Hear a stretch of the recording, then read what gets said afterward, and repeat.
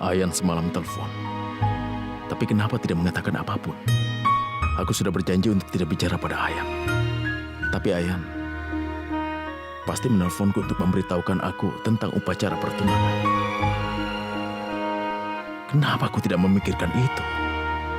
Apa keluarganya sudah mengetahui bahwa kita sering bertemu?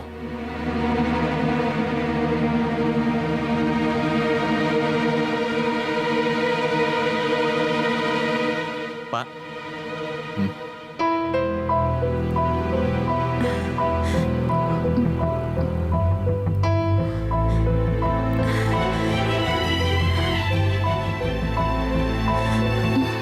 Nikat. Assalamualaikum. Waalaikumsalam.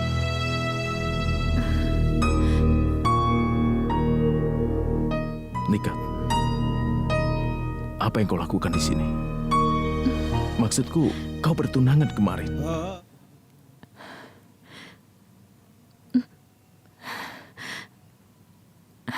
Dan pertunanganmu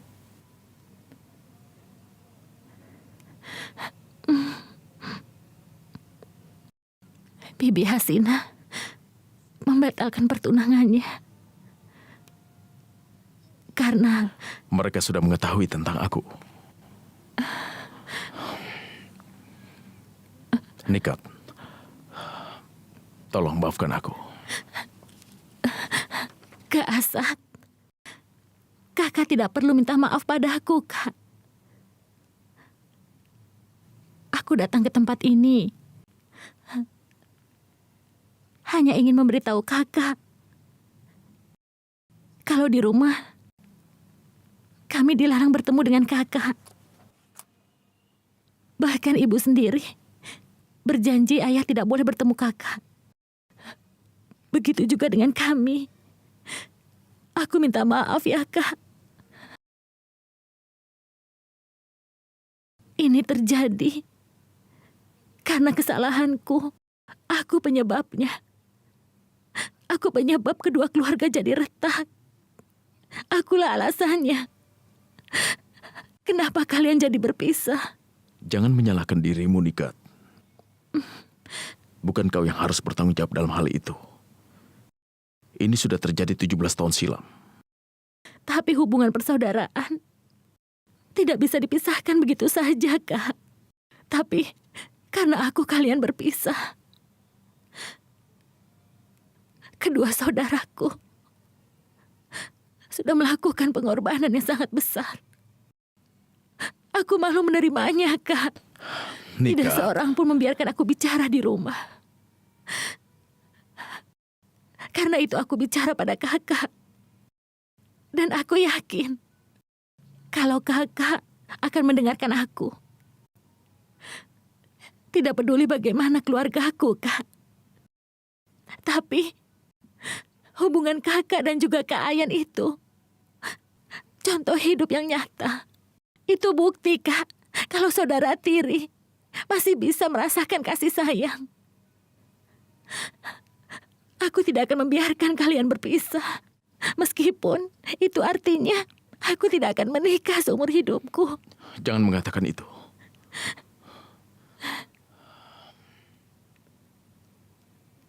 Duduklah.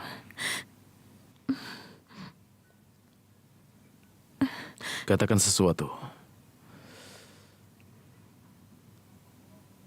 Apa pendapatmu tentang Imran? Apa kau menyukainya? Iya.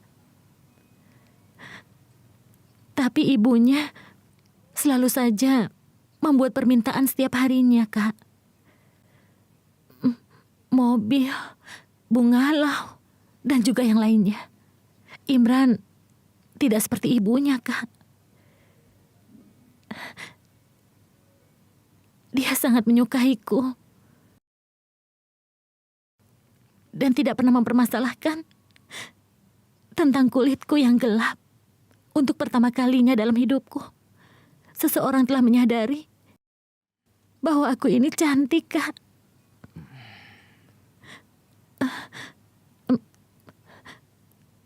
Tapi Kak Asad, aku tidak bisa menikah dengan dia.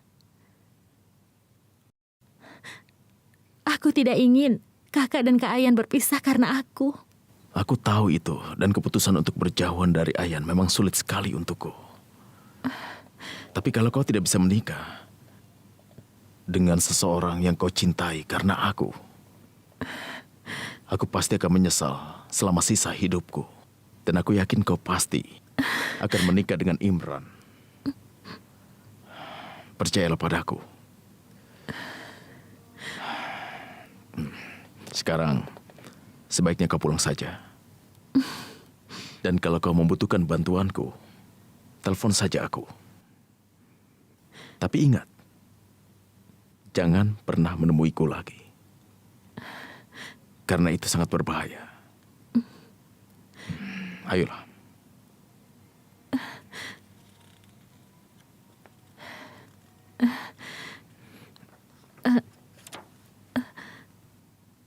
Kak Asad, aku minta maaf atas apa yang dilakukan Paman.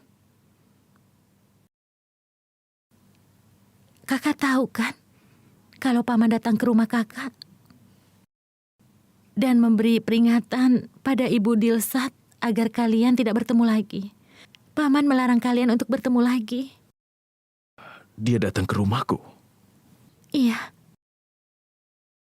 Aku mendengar saat dia bicara pada Bibi. Teguran Paman terlalu kasar, Kak. Karena itu aku minta maaf. Maafkan Paman atas apa yang terjadi. Aku minta maaf ya, Kak. Kak Asad, selamat tinggal. Selamat tinggal.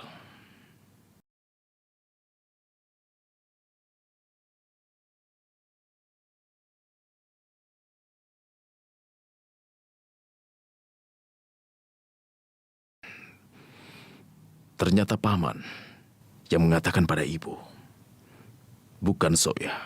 Pergi dan kemasi barang-barangmu. Besok pagi kau harus meninggalkan rumah ini. Apa yang sudah kulakukan?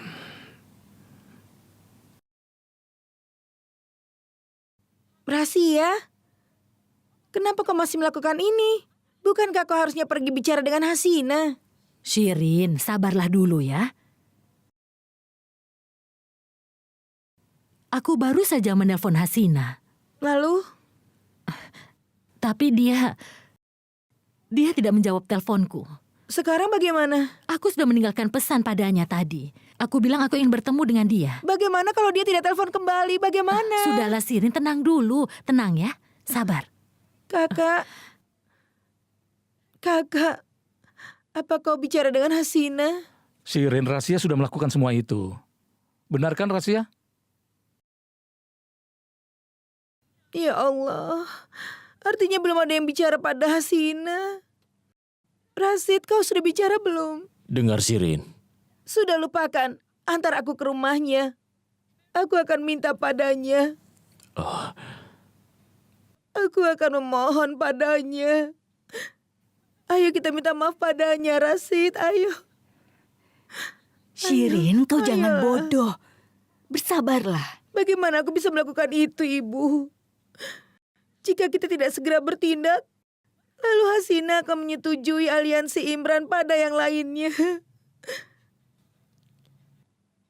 Rasid, ayo kita bicara Shirin, padanya, ayolah. Rahasia mengatakan bahwa dia sudah menelponnya.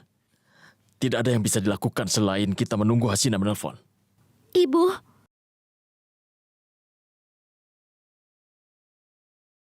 apa yang Ibu katakan?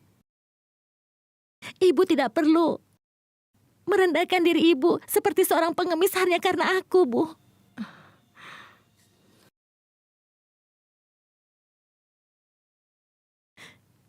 Dan ayah juga tidak boleh membungkuk pada siapapun kecuali hanya pada Allah, Bu. Nikat, jangan bicara begitu, nak. Ibu, Kau tidak tahu apa yang seorang ibu dapat lakukan untuk anak-anaknya, nak. Jangan katakan apapun ya. tapi Ibu, Nikat, kau tidak perlu khawatir, sayang. tapi ayah, ayahmu masih hidup untuk menyelesaikan masalahmu. Hmm? Hmm.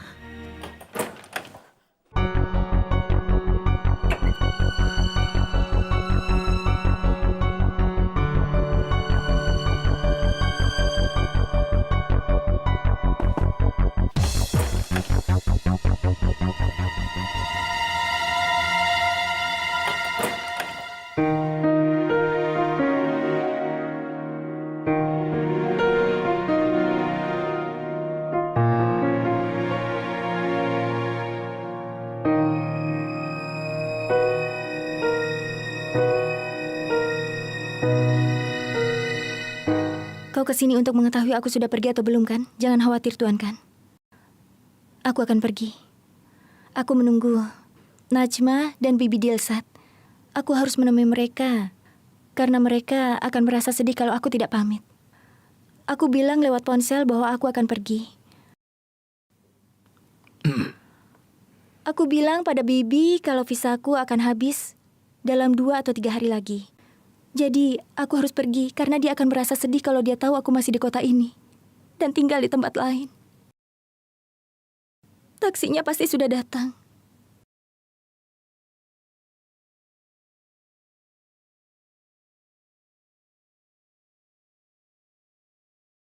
Oh iya, tolong katakan pada mereka kalau aku harus pergi karena visaku sudah habis. Tapi masih ada 1 bulan sebelum visamu habis kan? Jadi? Jadi, kau sudah menemukan bantuan lain? Belum. Tapi tidak apa-apa. Aku tinggal di hotel untuk beberapa hari dan kemudian aku akan mencari bantuan yang lainnya.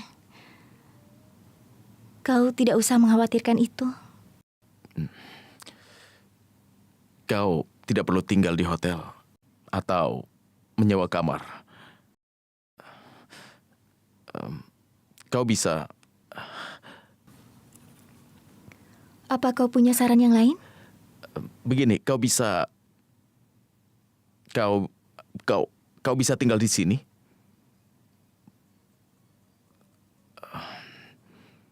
Maksudku, hanya sebulan kan? Aku yakin aku bisa mengatasi itu.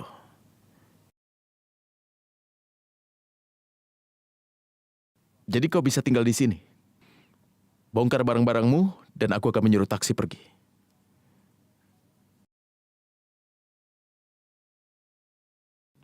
Tuan kan? Tuan kan? Semalam kau bilang pada aku untuk berkemas dan pergi dari sini. Sekarang kau katakan aku harus tinggal di sini. Kau memintaku untuk mengemasi barangku, memaksaku untuk bohong pada Bibi, dan sekarang kau tidak ingin aku pergi. Itu benar. Cukup. Aku butuh penjelasan kenapa kau lakukan itu. Sekarang katakan kapan kau melakukan pelatihan. Apa itu yang sudah merusak otakmu? Pelatihan? Oh. Maaf. Itu sebuah rahasia ya. Kita tidak bisa membahasnya secara terbuka. Oke, aku tahu. Tuan kan, biar aku perjelas. Aku telah menyaksikan banyak film Hollywood sampai tidak terhitung dan aku tahu segalanya. Memang apa yang kau tahu? Apa menurutmu kau itu pintar? Kau merasa tidak ada yang bisa mengalahkanmu dalam permainan pikiran? Terutama seorang warga sipil seperti diriku ini? Warga sipil? Iya. Pertama kau katakan aku harus pergi. Sekarang kau ingin aku tinggal. Pasti ada strategi rahasia di balik ini. Dengar, aku pikir kau butuh seorang psikiater. Masih banyak hal yang harus kulakukan. Baik. Tapi aku minta tolong jangan ikut campur dengan visaku. Karena itu sangat buruk. Aku tidak akan melakukan hal itu. Oh ya, taksinya masih di luar. Akan kusuruh pergi. Tuan kan, kau boleh saja membiarkannya pergi. Tapi sebelum kau melakukan aksi yang sangat berbahaya lagi, kau harus ingat bahwa aku tahu rahasiamu. Begitu juga dengan ibuku. Ya Allah. Bibi tahu kau mata-mata. Iya, dan dia...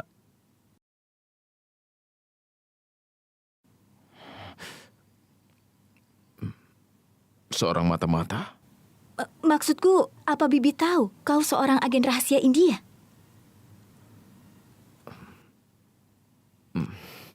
Aku agen rahasia? Iya. Walaupun aku tahu rahasia ini, aku tidak akan memberitahukan pada siapapun.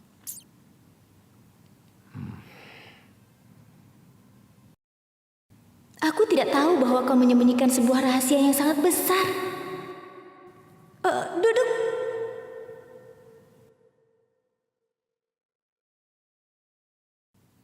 Jadi, itu sebabnya kau bersikap sopan padaku. Kau bahkan takut padaku. Tentu saja. Caramu memperlakukanku dengan pistolmu saat itu. Aku suka.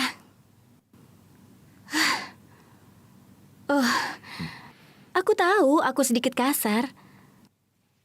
Tapi aku tidak bisa menahannya. Aku sangat marah. Lagi pula, seterusnya aku akan berhati-hati dan bersikap sopan padamu. Maukah kau selalu bersikap sopan padaku? Iya. Oke. Selamat tinggal. Selamat tinggal.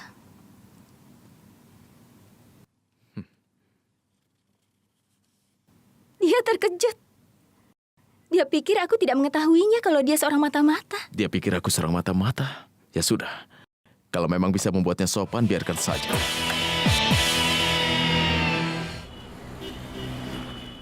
Bagaimana aku bisa memberikan izin untuk pernikahan itu? Nama keluargamu sudah ternoda. Hal itu bisa diatur.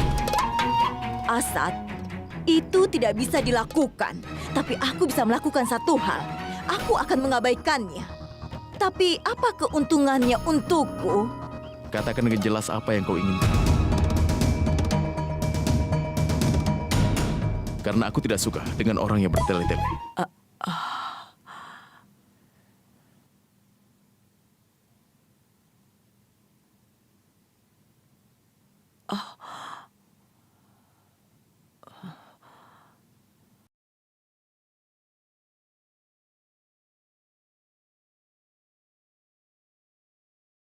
Jangan takut. Aku tidak akan mengancammu. Itu adalah tugas saudaramu. Kau sudah mengirimnya untuk mengejar adikku. Pistol ini miliknya. Dia belum mengajukan laporan kehilangan. Karena dia menggunakan pistol ini secara ilegal.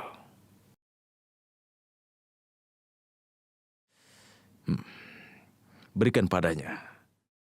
Katakan untuk menjauh dari Ayan dan keluarganya. Atau aku akan mengajukan gugatan dengan melanggar undang-undang dan pelecehan. Aku akan menyeretnya ke pengadilan dan akan mengerikan untuknya.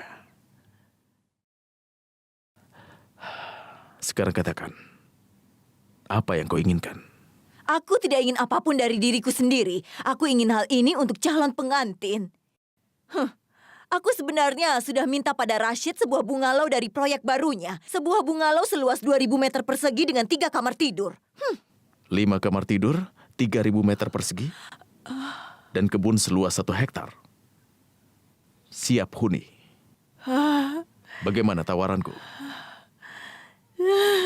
Luar biasa. Ini berkas-berkasnya.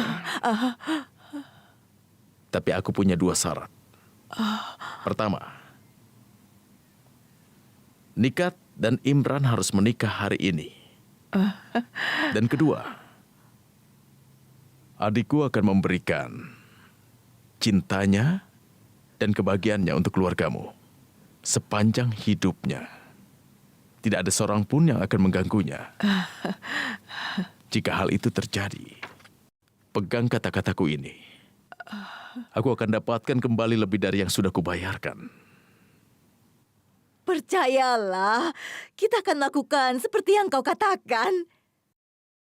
Aku ini pandai menilai orang. Tapi boleh aku tanya sesuatu? Kenapa kau menyimpan dokumen itu terlebih dulu? Bagaimana kau tahu aku akan puas dengan bungalownya? Wajah seseorang mencerminkan bagaimana rakusnya dia.